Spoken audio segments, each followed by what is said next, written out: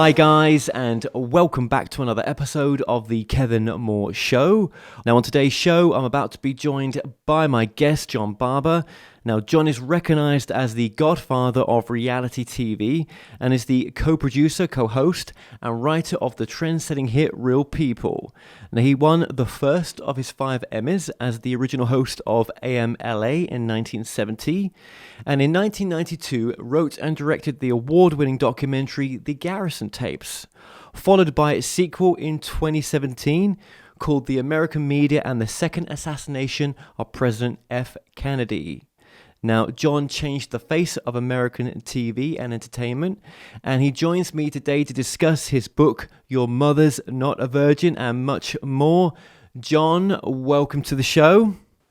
Well, Kevin, I'm delighted to be talking to somebody who lives in Kansas, the land of the Wizard of Oz. Yeah, absolutely it is. Sometimes you do see signs around here of cast members that lived in the area. And to me, it's fascinating. To my wife, it's just what are you doing? What do you want a picture of that for? But to me, it's like, wow, there's some history here. Why did someone from the UK end up in Kansas? I could understand New York, or I could understand Los Angeles or San Francisco, but why Kansas? John, it's all America, right? And to me, right? I got married, and that's where she's based. But to me, the big cities. In Kansas, they're not that bad. They're not bad at all. Obviously, I've got a bit of a pull to want to go to LA or maybe somewhere. I don't know about New York, Vegas. I don't mind Vegas. That's where you're based. Yes. Where did you meet your wife? Did you meet her in the UK? Yeah, I met her online. Yeah, that's how we met. You're kidding. Yep. Hold on a second. You were on was it on Facebook or some kind of dating site? No, actually, it wasn't a dating site. It was through a documentary that I was making, and that's how we got to. That's how we met. Yeah. What was the documentary about? It was on a documentary based on the idea of the phenomena of channeling. So, yeah. Interesting. Yeah. That was something that Shirley MacLaine was interested in. That's right. Yeah, absolutely. I never got to interview her. I interviewed about 75 channelers almost for this docuseries. But yeah, it's a fascinating thing. I'm a bit like you right now. I'm a bit more in the idea of that, I'm open to everything, right? But yes. Can I prove anything? No. Do I feel that I'm more than my body sometimes? Yes. Is there something after this life? Well, maybe. What do you feel? Well, we live in an electric universe. Everything in the universe is electrical. Everything that is alive is electrical. And you can measure the electrical impulses even given off by plants. So that means we are all transmitters and receivers. And some people, I could give you an example. My wife is one of only 2 people I've met who has demonstrated that she could be psychic. Now, it's something I can't believe in because I can't feel, but I've seen it with my wife. So that means if you die, the last things you give off are electrical impulses. You're a transmitter. But there might be those who are more highly developed that are really good receivers, and they can receive those signals. So it is all a mystery to me. Now, you talk about channeling. I must tell you, I often feel that I am channeling Mark Twain. Because I must tell you, I come up with stuff that I just cannot believe I come up with. And the only reason that I have Facebook, I don't have Facebook to have friends. I've never had real friends all my life because I've never had any real family until I had family all my life. I only did it because when I was doing my show, I would always want to do an opening monologue because when I was on television doing talk shows, I always did an opening monologue. And so I would write down the jokes so that I wouldn't forget them. And I would, Facebook has this way of sending you something that says 2 years ago or 3 years ago, you had this memory. And up pops these great lines that I can't even remember writing. Like one morning I woke up and I had nothing on my mind, and all of a sudden, Donald Trump and Putin popped into my mind. Why? I hadn't read about them. And then this line popped into my mind, proof that Putin is a liar. He called Donald Trump a genius. Well, that's right out of Mark Twain, okay? And I don't know where this stuff comes from, and I marvel at it. So Ben Hecht, who was my second favorite American writer. Have you ever heard of Ben Hecht? Okay, well, Ben Hecht was born in Racine, Wisconsin. He was a reluctant Jew. He didn't even know he was Jewish until the Second World War. And like me, he ran away from home. He was 16, and he went to Chicago, and he ended up as a newsboy and ended up as Chicago's most famous columnist. And then he went to New York and became New York's most famous columnist. And a guy named Charles MacArthur wrote The Front Page, which was one of America's great plays, became a movie. And then he became the highest paid movie writer in American history. He invented the gangster film with Little Caesar, based on his knowledge in Chicago of Al Capone. And he wrote Gone with the Wind in 12 days and never read Margaret Mitchell's book. So Selznick had shut down the movie. You might have heard about this or read about this. He shut it down for two reasons. He didn't have his Scarlett O'Hara yet. And the star, Clark Gable, wanted the director fired because before Clark Gable became a star, he was a boy escort in Hollywood. And one of the guys he was escort to became the director of Gone with the Wind, and he didn't want that known, and so they replaced the director. And Ben Hecht became the politicist and the propagandist for the unborn state of Israel, and did more than anyone in the world, except for maybe the Rothschilds, to get the state of Israel built. And then he abandoned it because he said it became Zionist. And his book was not a series of chapters. It was a series of like newspaper columns. So that's what I did when I wrote my book. My book is called, as you can see here, it's called Your Mother's Not a Virgin, The Bumpy Life and Times of the Canadian Dropout Who Changed the Face of American Television. And one of the great, and this is a picture of me at 17 years of age, standing in front of Bugsy Siegel's old Flamingo Hotel, looking like I'm a lot older. And he crafted his book as a series of columns, and that's what I did. So the book has nothing but 5 stars in Amazon. It's been, the guy who did the foreword, Donald Jeffries, has probably read 5,000 books. He's a very successful author himself. And he said the greatest book ever written in the English language came from your country, David Copperfield. And he said John Barbour's book reads like David Copperfield Goes to Hollywood. He said it's the best book you will ever read about anybody in show business. But you know, you don't have to start at the beginning where it's a David Copperfield childhood right to the end. I was the first person gonged from the Gong Show. I was the original host of the Gong Show. So if you wanted to read just 5 pages of that story, you open it to that column and you could read it. So anyway, I didn't mean to get sidetracked and do commercial. Oh, so if I was to say to you then, John, so let's get to the meat and bones of what it is that book is about. And just I want to start from there because there's so much about you we could talk about, right? But let's just get into what made you famous, what it is about the JFK incident or the Garrison tapes and what that was all about as well. So you start from there. Well, it was all an accident, an absolute accident. My entire life, all of the fantastic things that happened to me, Creating Real People, the #1 most important television show, the most watched television show, had more impact on American television than any television show in history, all came about by accident. My becoming Frank Sinatra's private writer for 4.5 years came about by accident. I met Jim Garrison only by accident. All of the great things that happened to me, Kevin, happened by accident. All the disasters were those things that I planned well. So you were talking earlier about channeling and things that may be metaphysical. I am a non-believer. I am the only person I know that has an absolutely open mind. Because if you believe in anything, your mind is closed to something that might be contrary to it. Like supposing now you believe in God, and somebody like Christopher Hitchens comes along and he can write a great essay about why there is no God. You wouldn't want to read it because it would question your beliefs.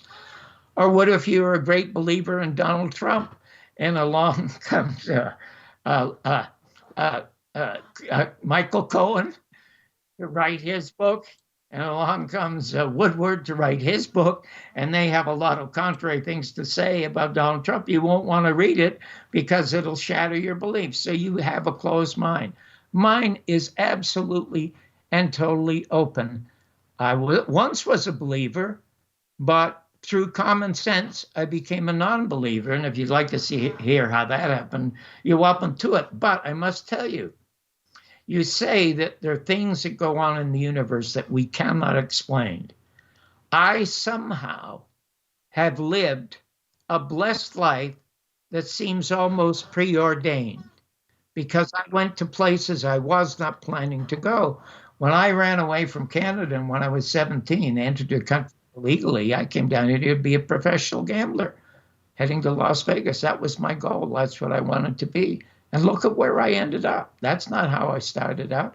It was all by accident and maybe by a design that I cannot explain. And I explained some of these things in the book that could only be called miracles or divine intervention. Okay. So you're at the peak of your career. You've got a television show. It's a national show, is it? Or local show? No, I had a morning show that was the most successful morning show in America. Called the AM show, and I lost it when I tried to book Jim Garrison on my show because I had read his book, Heritage of Stone, about the Clay Shaw trial. And I was fired for booking him on the show, and I just won my first Emmy. And Nicholas Johnson, the chairman of the FCC, wrote to Leonard Goldenson, president of ABC, and he said, "You have the brightest, smartest, wittiest man on television in Los Angeles, and John Barbour." And then he put a P.S. He said, "P.S. I hope this doesn't cost you your job." Well, it did. I got fired for booking Garrison. Did they say when you got fired it was for that? No, they're never going to tell you that. You're kidding. And I never thought it was for that. I thought I was in show business. I was a successful stand-up comic who accidentally ended up getting into television. And I was the first film critic in America to review movies on television. I had never planned that. The reason I got it, in my act, I used to do a lot of funny stuff about movies. Something that I picked up from another comic, Lenny Bruce, who was absolutely brilliant at doing that. So I did it too. And somebody spotted me and thought, well, I looked real goyish, and I looked a little like Bob Newhart. Let's stick him on television. And I became the critic. And everything happened after that. Because I had Real People on the air at that time. Real People went on in 1979. And I had Real People at ABC prior to that. I created it when I was a critic at NBC. Because I sat right next to the telegraph machines, and these were the stories that would come to the news director. And quite often there'd be a news story that would say, "Not for air." And I would read it. And one of the stories I read was about a stripper for God. There was this beautiful brunette, 6-foot, gorgeous girl in New York City who said, "God gave me the most beautiful female body in the world, and he didn't intend for me to keep it to myself. Women's bodies are designed to attract men so that we can procreate. So I'm going to become a stripper and let men see my body that God designed, and I will tithe my church and give them 10% of my earnings," which she did. And I thought, my God, that's more interesting than any movie I was ever reviewing. So that was the birth of Real People. When it got on the air, it was like number 48 in the ratings. It was way down there. But it got 8,000 pieces of mail, more than the number one show in the country. And NBC didn't know what they had, but I knew what it was. I knew what it was. And a year later, it was the number one show in that country. And get a load of this. Half of everyone watching television in America, now at the time there were only 3 networks, ABC, CBS, and NBC, they were watching my show. Half of everyone watching television was watching my show. My show did more good for the good of America than 60 in 3 years and 60 Minutes did in 30 years. And I can demonstrate that with a few stories if you would like to hear it. Well, let's just go back to the timeline here. So you had the AM show, right? And then after the AM show, you had the Real People show. Well, no, I got that. I had the AM show in 1970. I got Real People in 1979. And in between that time, I was the Los Angeles film critic for 10 years. I was a film critic at NBC. I was a film critic at another channel, and I'd done a couple of talk shows. Have you ever heard of Merv Griffin? Sorry, no.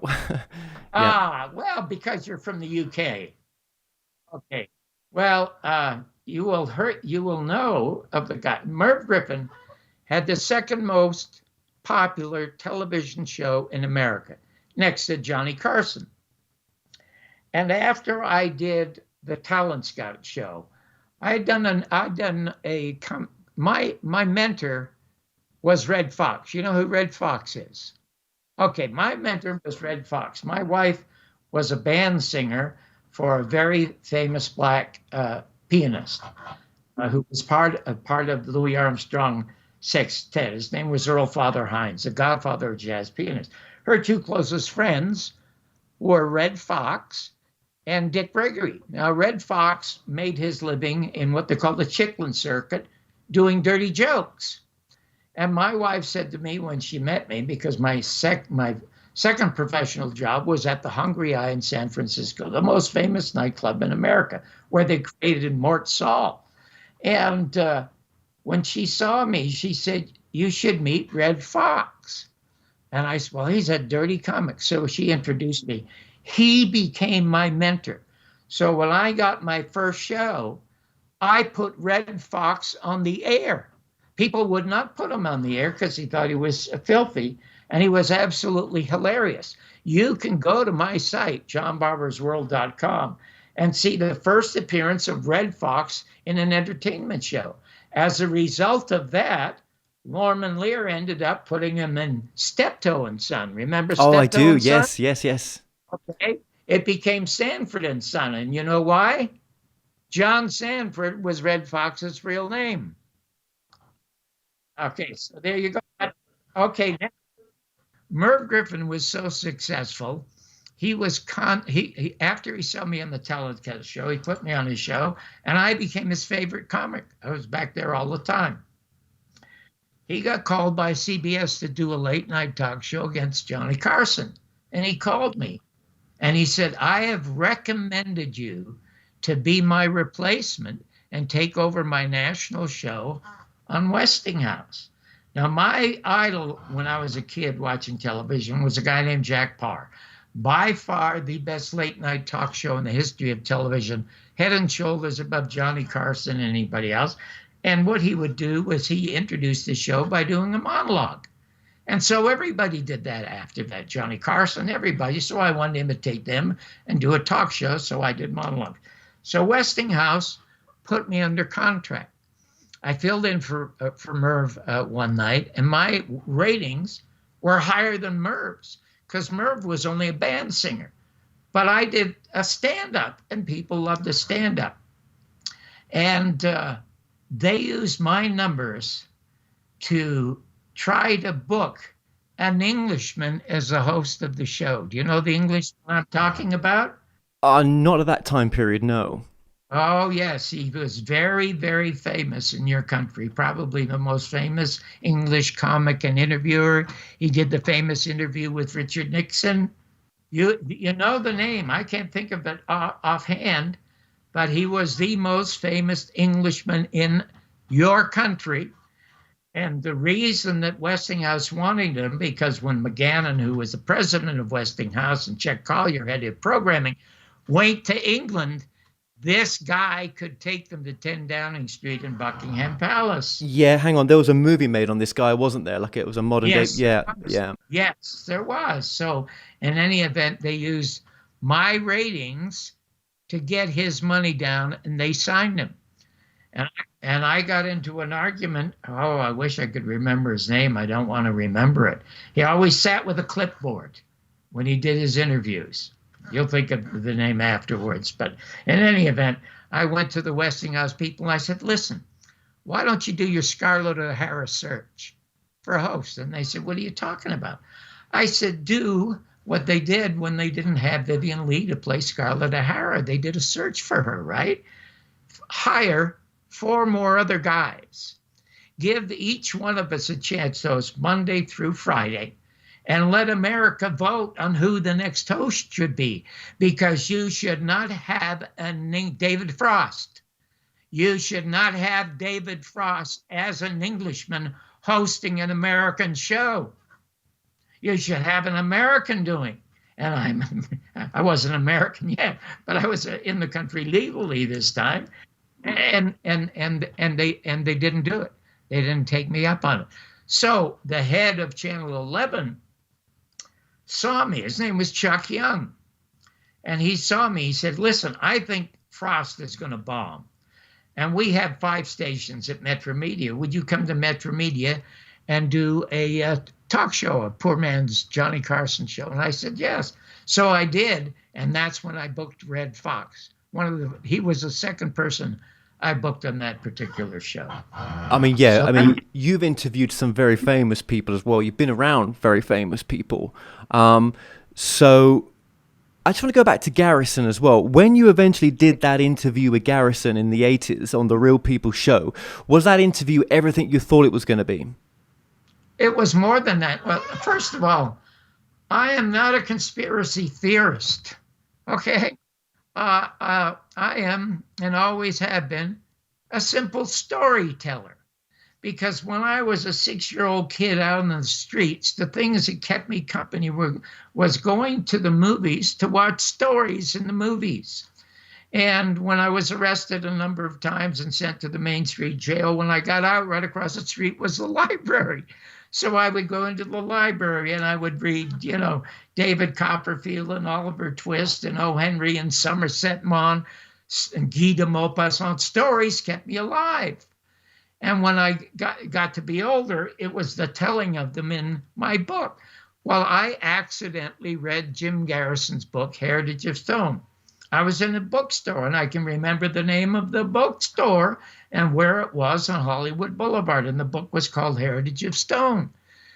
And Kevin, what I learned was that stuff that I wasn't hearing from the American media or anybody, that Jim Garrison had to sue Time Life, the owners of the Zapruder film, which shows Kennedy being shot from the front.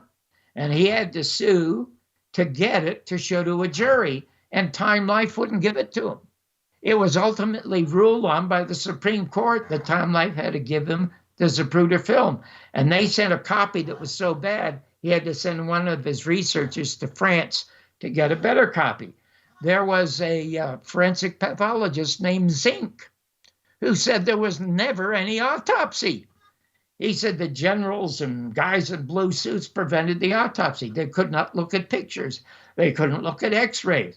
If you looked at the 26 volumes of the Warren Report, you won't find one picture. You won't find one x-ray. But what you'll find is a cartoon drawing of the profile of the head of John Kennedy and a cartoon drawing of a bullet going through the back of him and through the guy in front of him, which is absolute total Saturday Night Live nonsense. Well, when I saw that, I thought, wow, what a story. So next day, I got on the phone at 6 o'clock in the morning in LA, 9 o'clock in New Orleans, looked up the New Orleans DJ's phone number. I dialed it, and I was expecting a secretary to answer. Instead, it was his bass baritone voice. And I said, hello, could I speak to Mr. Garrison, please? And he said, this is Mr. Garrison. I said, oh, Mr. Garrison, my name's John Barbour. I'm hosting the most successful morning show in America. And I just read your book, Heritage of Stone. And he chuckled, Kevin, and he said, oh, you must be the other one, because I only sold 2 copies, which was a lie. But it was an indication of the great sense of irony and humor that this man had. And I said, I want to book him. He said, you'll never get away with it. I said, what do you mean? I've just won an Emmy. I've interviewed Ali that nobody wanted, and Jane Fonda that nobody wanted, all the post of Vietnam, and Lyndon Johnson. They didn't want to hear that, but I booked them. I gave them a voice. You should have a voice. I'll interview you for half an hour. We'll open the phones, and everyone will want to talk to you. He reluctantly agreed to do it. Now, get this. This is how smart he was. It was 1970. He says, you know, John, it's 6 years after the publication of the War Report. And you know, the Harris polls that just came out say that 82% of all Americans do not believe that Oswald acted alone or did it at all. So I said, well, Mr. Garrison, why aren't people on the streets? And he chuckled again. He said, well, you didn't hear the second question in the poll. I said, what's the second question? The second question was, would you like to see a deeper, more thorough investigation in which the FBI and the CIA are investigated? And he said only 21% said they would like to see that. Then he said to me, what does that say to you?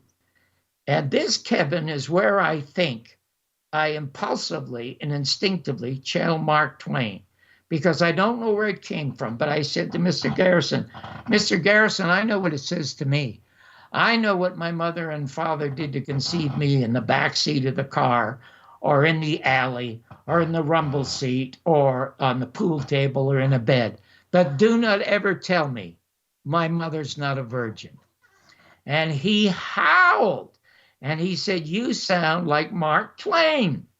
And he said, my favorite quote from Mark Twain was, it's easier to fool people than to convince them they have been fooled. And John, we've been fooled since November 22nd, 1963. He agreed to do the show that afternoon, and the next day I was fired. There must have been times, and we'll keep this question short because there's so much I want to ask you, right? But there must have been times when you felt that, where did that question come from for that guest? That just seemed to come from out of thin air, basically, you know? And it's a question that allowed the conversation to keep going forward. It comes out of the instinct of being a storyteller. It's not always the story, it's the storyteller. And I can give you many, many examples of that if we get to it a little later on. So that was it. It was over for me, and I ended up doing other shows. Okay, can I ask you, did you miss TV? Did you miss it? Oh, I loved it. I loved it. Are you kidding? I lived for it. And I'll tell you why. I wasn't looking to find money. I wasn't looking to find fame. I was looking to find me. Kevin, me. Okay, here I'm this orphan kid, illegally in the United States, deported twice from the United States, and I found everybody else's life more interesting than mine. So when I was interviewing these famous people, I wanted to know how they got that way, how they turned into who they were, because some of them came from dreadful backgrounds as bad as mine. What did you discover? I discovered myself. By doing all of that, I discovered the essence that was me. And my best friend all my life has been me, my own mind. That's kept me company through all kinds of disaster. Why do I keep going? Why did I keep going? I just kept going because I loved being alive, and no matter where I was, it was a lot better than when I was in my house with a drunken, nymphomaniacal mother who had brought uncles into our lives like they were bunches of grapes, and everyone came to beat her, every one of them. And I was never able to save her from those beatings. So no matter where I was a lot happier being out there and having nothing and being in that horrible house and being deprived of a life. I mean, I deleted my entire family when I left home. And obviously that's been a lifelong process of, looking back on those memories, hasn't it? Do you know what I mean? And even just talking about it now, no? No, it's gone. It absolutely went away. And I discovered it when I was 12 years of age, that for some reason or other, I was thrown into this life and I had to be on my own. I realized it when I was 12. And from that moment on, I have never, ever looked back. I remember once playing golf with Dean Martin at the Riviera Country Club. And this guy came over to him and he was so excited to see him. And he grabbed Dean by the hand, and Dean didn't really shake his hand. He pulled his hand away. He said, "Dean, I remember you when you were starting in Steubenville, Ohio," and tried to engage Dean in conversation, and Dean avoided it, okay? And I felt bad for the guy because it was embarrassing. And then we started to play golf, and on the golf course, I'm usually very talkative, and he saw I was very quiet and very upset by what happened. And he said, "John, I never, ever look backwards. It's like golf. You can't replay a bad shot. You can only play the shot that is in front of you. You can't even plan the next shot. You have to play that ball." He said, "I only had 2 great days in the past in my life. The first great day I had was meeting Jerry Lewis. The second great day I had was leaving Jerry Lewis. So let's play golf." Damn, that's powerful, isn't it? It's so true, though, isn't it? Yes, it is absolutely true. You can't drive a car looking at the rearview mirror. But we do, though, don't we? We do. Some of us do. We want to look back. We want to mope. We want to, always me. Yeah, and I only talked to Garrison twice between 1970 and 1981 when I interviewed him for those 3.5 hours.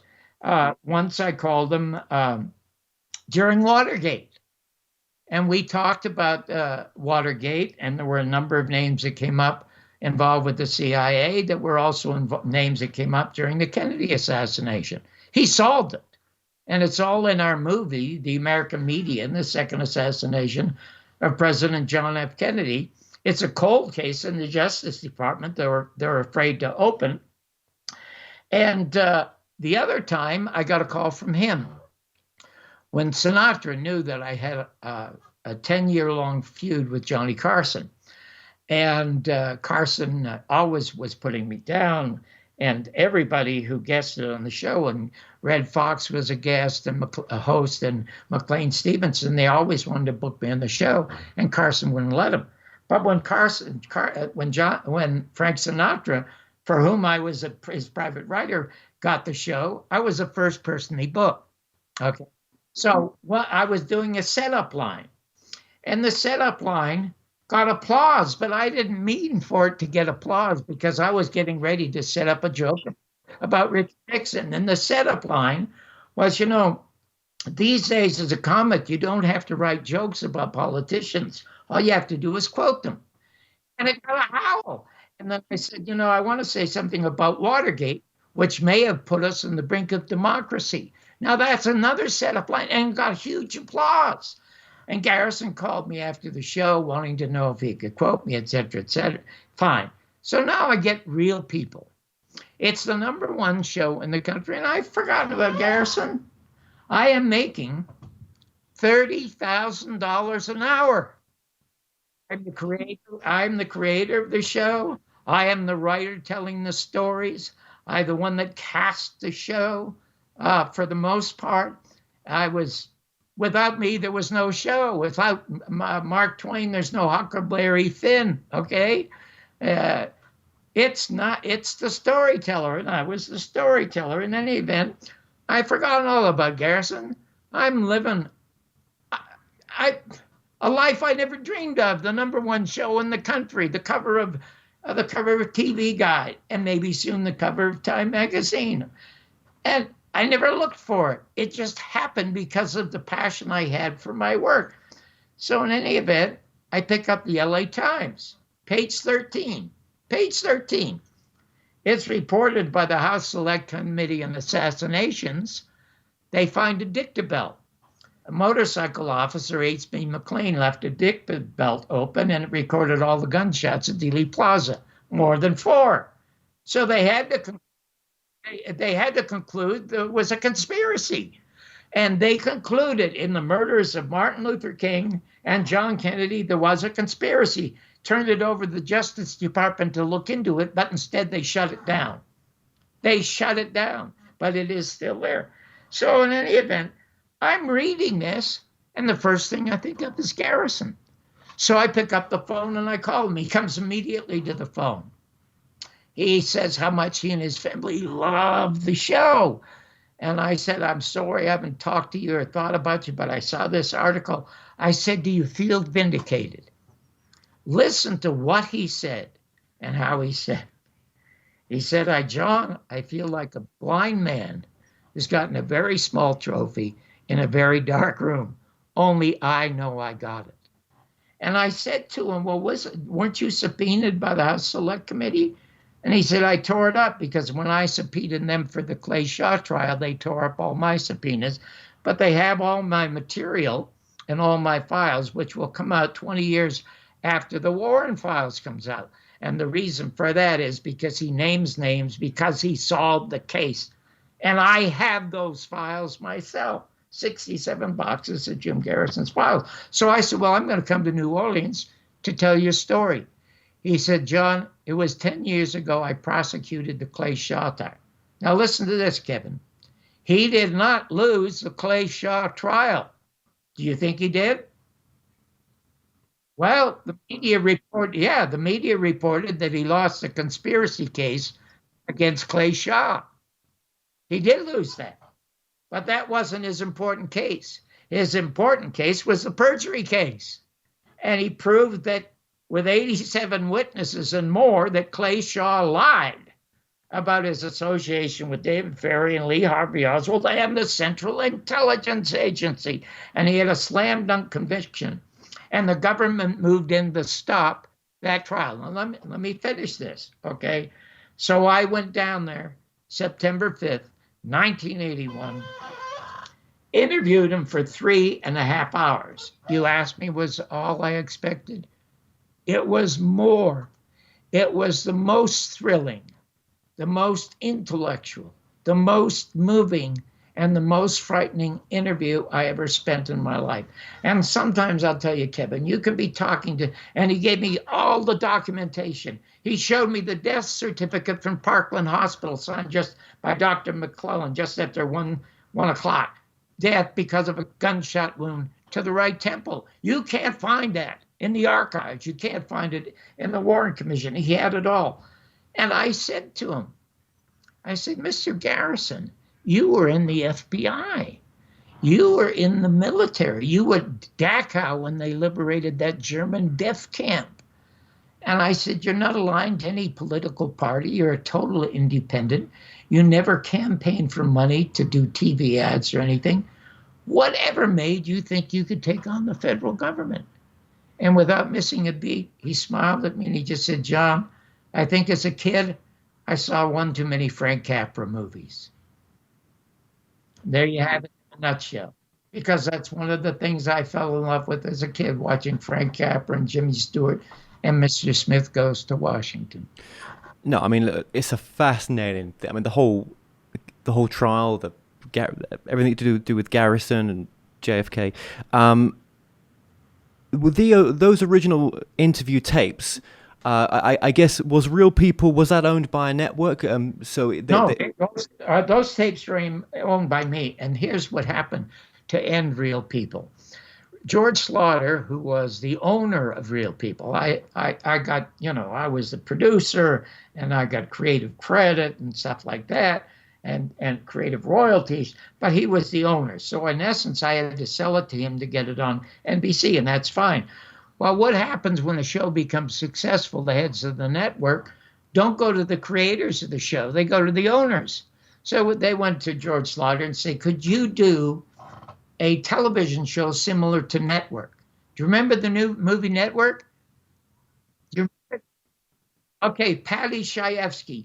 the most brilliantly written movie in the history of America was Network. I'm mad as hell. I'm not going to take it anymore. It's just absolutely, it's so good. It's like a documentary.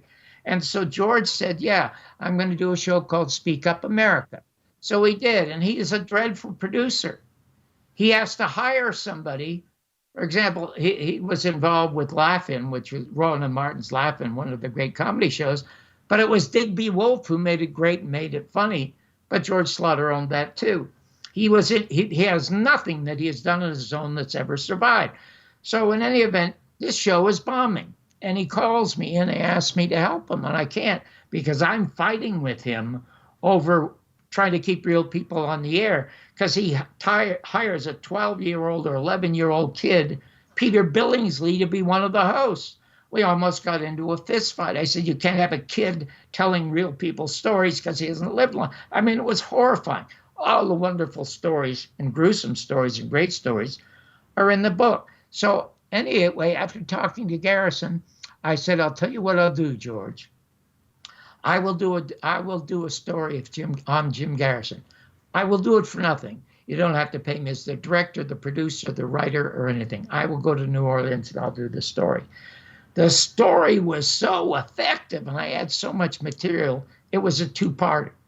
In the first part, there is Jim Garrison. He opens on the screen. First thing you see is Lee Harvey Oswald had nothing to do with the assassination. He didn't fire a shot.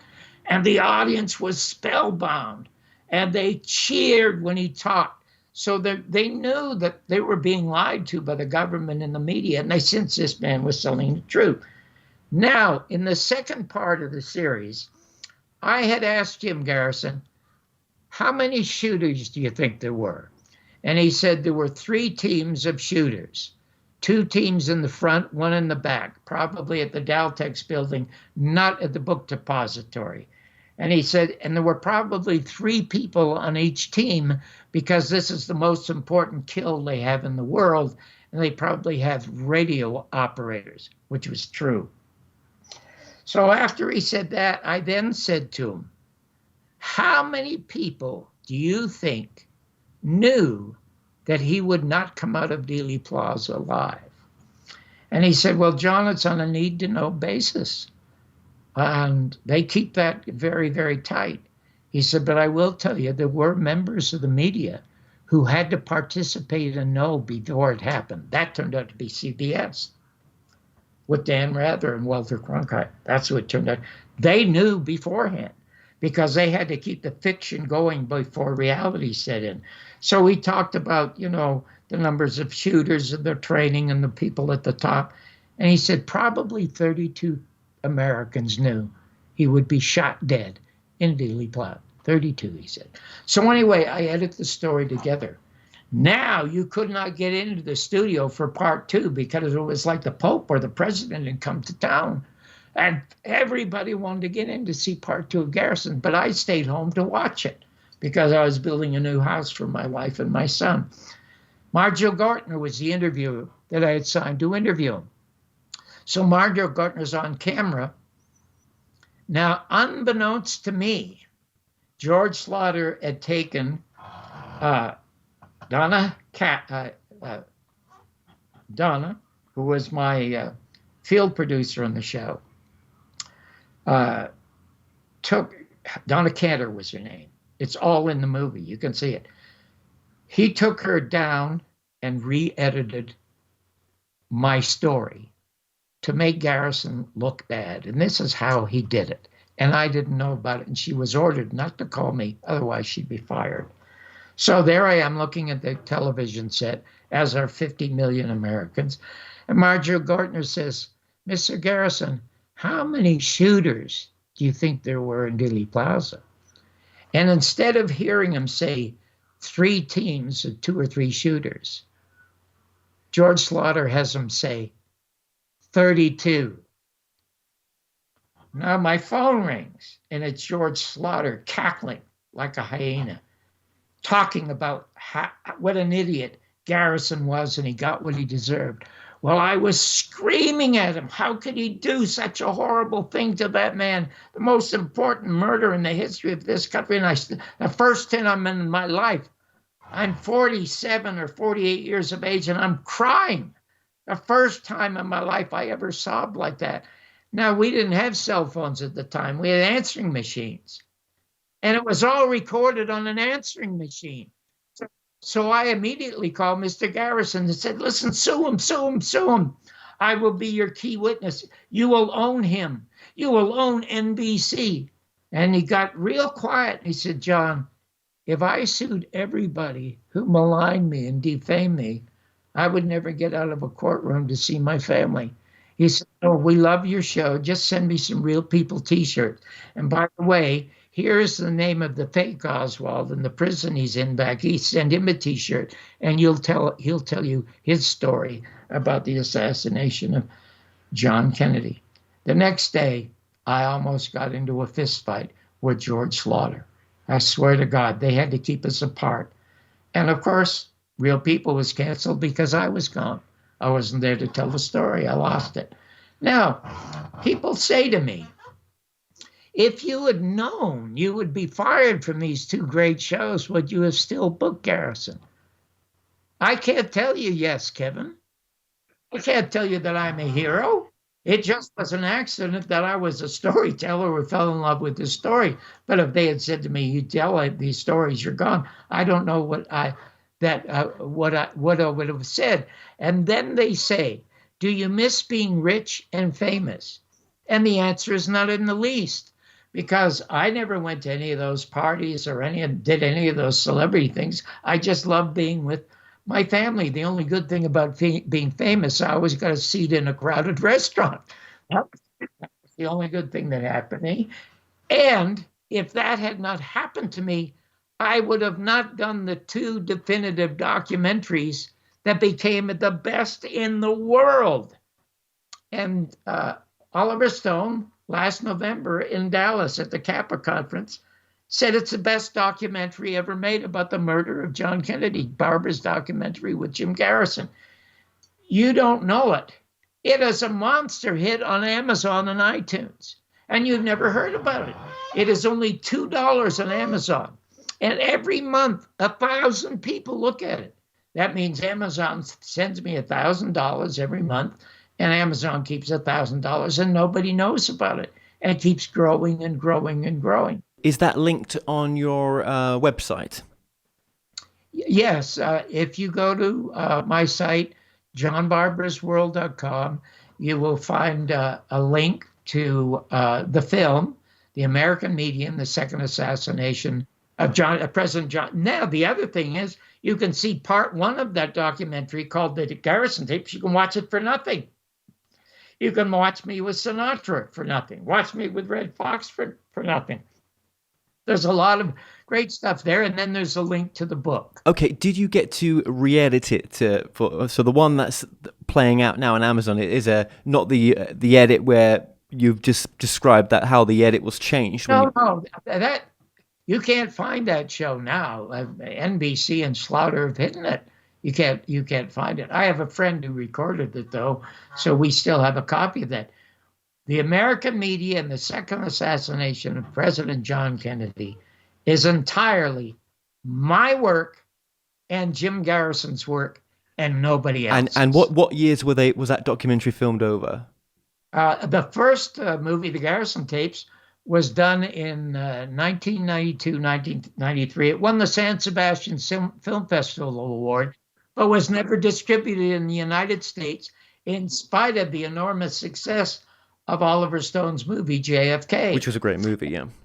It's a terrific movie, and also the second movie, The American Media and the Second Assassination of President John F. Kennedy, is 10 times better than the original because it has all of the facts, hundreds and hundreds of documented facts, and no expert who says that Oswald acted alone has been able to find one fact that is not true in that film. And I told them, if you find one, I'll pull the movie. Right. What year was that made as well? That was made 2 years ago. 2 years ago. Two, Okay. When did 2018. okay? 2018. When did Garrison pass away?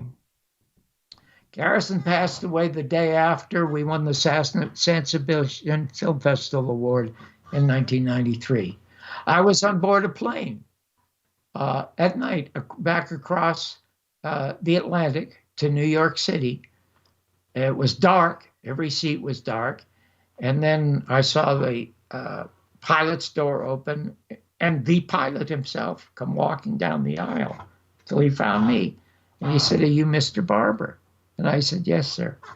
And he said, "We just received a message from our offices in New York. Your wife has been calling and begged us to tell you this, that your friend, Mr. Garrison, just passed away." And he said, "Mr. Barbour, I am so sorry." And then he went back and flew the rest of the plane home.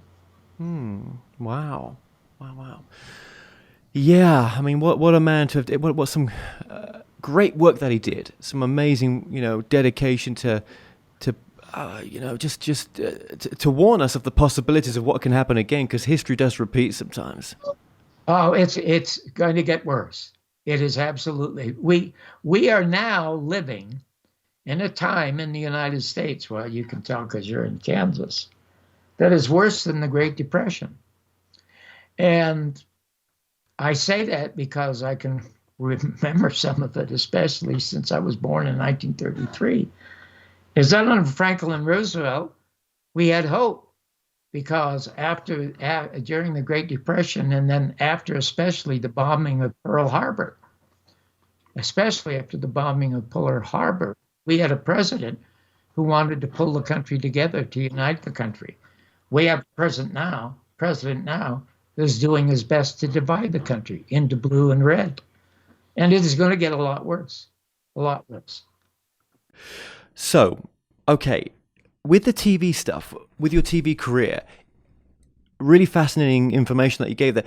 I mean, when you look back on your TV career, right, how you mentioned there how it used to work, in the sense that is it a production company that was part of Real People, and the production company sold their content to the networks?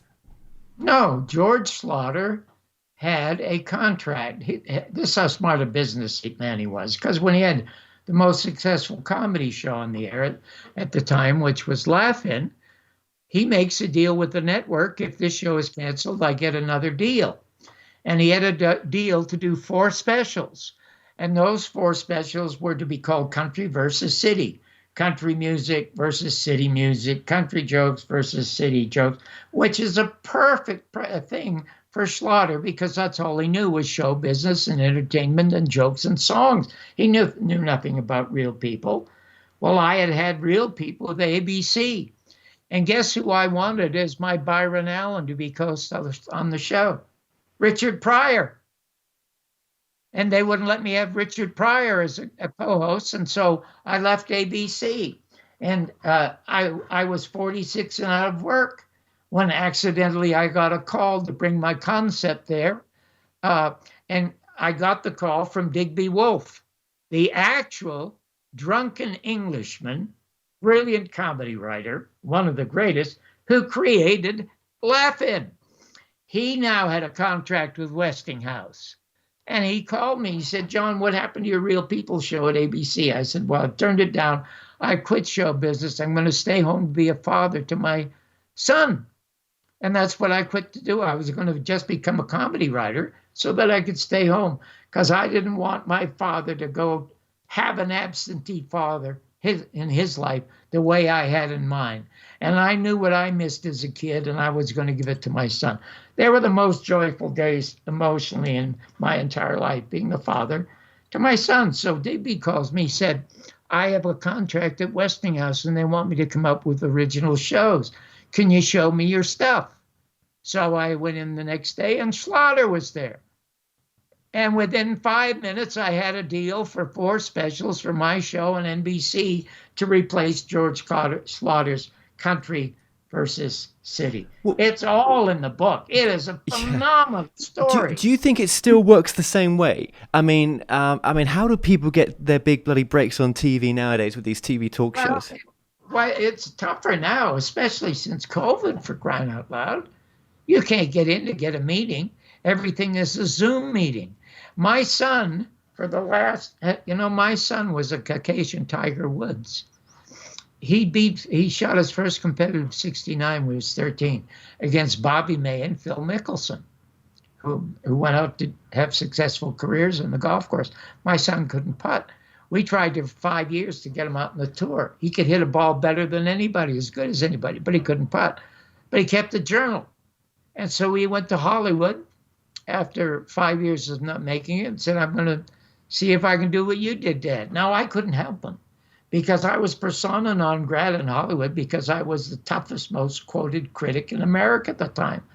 And so a lot of them were glad to see that I was gone. My son did it on his own. He started as a starter. And 4 years later, he is a writer and co-executive producer of CSI. And then a few years after that, he becomes the co-executive producer and head writer, one of the head writers of Criminal Minds. And he does that until the very end. And then last year, he just signed a deal with Netflix. And they were in Spain doing a 10-part series when the COVID hit. And he had to go back to LA. And they're locked down. Anyway, they have just negotiated another deal for another show with ABC. And it had to be done on Zoom. So I don't know how anyone does it. But there is I believe she's a Canadian girl from Toronto who did her own home videos, which I guess were very, very funny. I've never seen them, so I don't know. And she ended up being a star on the internet. And as a result of that, was signed by NBC to do a late night talk show. I've never seen it, so I don't know. But that's how you do it. And you have a phone. You can shoot movie quality stuff on your phone. So yeah, I think so much has changed. So much, right? That it has. Yeah, that even us doing this right now, I'm sat with just this microphone and this laptop in front of me to record this interview, right? And I think to myself, wow, okay, so we've now got a global platform, which is YouTube, and it's down to the people whether they want to watch it or not. Do you know what I mean? Whether you're making content that's attractive to people or not. The days of working for the networks or trying to get a job with the networks, maybe you don't need it nowadays. You can. Yeah. And if you want to get a larger audience for your show, Kevin, put a kitten on your shoulder. Yeah, I just need a few kittens. I know. Yeah. What do you think makes good content in the sense of, I see that picture at the background, a black and white picture with yourself interviewing someone. What is it that you have experienced in that makes watchable content that people want to see? You must do only what you love. If you do that and you do it properly, there are going to be a lot of people who identify with it. And I do only what it is. Listen, nature or whatever it is gave you a life, but only you can give it a purpose. Nobody else can give your life a purpose. Nobody else can make you happy. Only you can make you happy. And Joseph Campbell, who was America's greatest philosopher, said, if you will follow your joys, doors will open in the universe to assist you that you didn't even know existed. And that is what exactly has happened to me that led to my success, because I was always following my joy. How did you follow your joy? How did you do that? You just went with exactly, you knew what you wanted in that moment, or you just followed what you thought was happy? Look, I'm a storyteller. And sometimes I tell a story with one joke. But it's a joke. I love doing that. That's why I tell you, I think I'm channeling Mark Twain or Sholem Aleichem or Neil Simon. Jokes just pop out of me. But then when you run across a Jim Garrison, that's not funny. But that is a great story, and you have to learn how to. Let me tell you something. I got the have you ever heard of uh, Adam? Adam. Um, the fellow who was the host of Wanted. Uh, his son Adam had been kidnapped and murdered in Florida. And he was trying to tell what happened. I was responsible for getting the Missing Children's Act passed. Now, how was this possible that that could happen? The fellow was the host. He's very famous. And his son's name, the son that was murdered, was named Adam. I will think of it the same way as I thought of David Frost. In any event, his son had been kidnapped from a mall in Florida. They subsequently found him beheaded. But before they found the child's headless body, he went around to the FBI and the Miami police and the Tallahassee police and the Tampa police, trying to get them to all coordinate to find his son's body. And they all have their own bailiwick. They're all only interested in what they're doing themselves. They're always in conflict, like the FBI is always in conflict with the CIA and naval intelligence. They have their own operations. They don't care about anybody else's. So he's unsuccessful. And he ends up going on a lot of talk shows in America, the Today Show, the Tonight Show, the Mike Douglas Show. And he's talking about trying to get a Missing Children's Act passed so that all of these police agencies would come together and search for missing children. I think it created the Amber Alert or something like that. So I saw it. And I went to George Slaughter. And I said, George, I want to do this story. And he said, you're not doing any damn story like that on an entertainment show, for God's sake. And I said, George, listen, we have the largest audience ever of any television show. When you have an audience like that and you come across a story that is important as this, you must tell it. And he said, John, listen to me. I've heard the guy's story a half a dozen times. He's all over television trying to tell that story, and you're not going to tell the story. And I said, yes, I am. And he said, no, you're not. And I said, listen. Have you ever heard of the Jumping Frog of Calaveras County? And he said, yeah. Yeah, why are you asking such a stupid question? I said, well, that's a story that Mark Twain wrote about the Jumping Frog of Calaveras County that made him a star in newspapers. That was the thing that launched it for him. I said, now, how many times do you think they had this contest in Calaveras County? They had it for a dozen years until Mark Twain told the story. Do you know how many times they've written Hamlet? They've written the Hamlet 8 times until Shakespeare wrote it. You know how many Julius Caesar plays there were before Shakespeare wrote it? I said, it's not the story, it's the storyteller. So I told the story. 30 days later, they passed the Missing Children's Act. And the reason the Vietnam Wall Memorial in Washington, D.C. is because of another story I told, because they never wanted that wall built, because it was an unpopular war. It was designed by an Asian American woman. She had 2 strikes against her there. Nobody wanted it except a half a dozen senators. And the story of how I got that wall built is in the book. So I don't want to go on. I don't want to take over all your time. And when you were interviewing your guests as well, how much research did you put into sort of researching them? Or, you hear people like Larry King back in the day where he used to talk about, well, I didn't purposefully research the guest because I wanted it to be more spontaneous. I always found that way of interviewing very difficult sometimes. Something about Larry King? It's in the book. He stole $50,000 from Jim Garrison. Yes, because when Jim Garrison, what happened, it was reported that Garrison was investigating the murder of John Kennedy using city funds. The New Orleans newspaper said he has spent $8,000 of our city's funds looking into the murder of John Kennedy. And so the city cut off his funds, only $8,000. U.S. government spent $50 billion suppressing the truth about the murder. Anyway, what happens?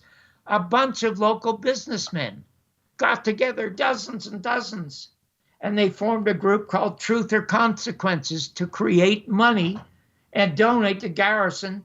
He got thousands to solve the case. Well, one of the leaders of this group was a guy who owned horses, and he was very verbal. And so Larry King wanted to interview Garrison. Garrison didn't have time to talk to Larry King. King had a show in Miami, Florida. So he sent this guy. So this guy goes on, he tells what it is they're doing at Truth or Consequences to fund Garrison. And guess what? People sent in $50,000 at the time. And guess who kept it? Larry King. And you know why he kept it? He was a bad gambler and he lost thousands at the racetrack. And they convicted him of only stealing $5,000. And how is it that he ends up being on Turner's network? One of the worst interviewers ever. Now, as far as research is concerned, every author I had on, and I had hundreds of them, I read every single book. But I would never impart my information to them. If you there used to be a great show on PBS about books, but now they have authors interviewing authors. And what they do is they say, is it true that this happened and this happened and this happened? And the writer of the book either says yes or no. I never did that. I would just ask who, what, where, why, and when, and let them do all the talking, because I knew that where they were going. I wasn't there to show off how smart I was. I was there to extract the information from the author. So I didn't call it research. It's just wanting to know who you're talking to. It's not research. It's curiosity. Even if you knew that person was a fraud or was lying about something, you wouldn't have challenged them about that? Oh, absolutely. And I did it. I'm not going to tell you the story because it's time for us to go. You know the book, read the book, and you'll find out how I challenged Ronald Reagan on the air when he was running for governor of California. And I nailed him on the air, and how he avoided being nailed. That's why you see the picture up there of me shaking hands with Ronald Reagan. Got you. Okay, now, John, just remind us as we leave you here, just your website one more time, please, is johnbarbersworld.com. Okay, well, that's been coming up on the screen as well, and I recommend people do go there because obviously there's everything we've talked about is there as well. Links to your book, links to the book are below in the description as well. John, I just want to say thank you so much for joining us today. Well, thank you. I just loved chatting with you. And if you want to be absolutely blown away, spend $2. Go to Amazon, watch The American Media and the Second Assassination of President John F. Kennedy. It's in 10 different, 9 or 10-minute chapters, and it is spellbinding. Well, John, thank you. Thank you, Kevin, and the best of luck to you.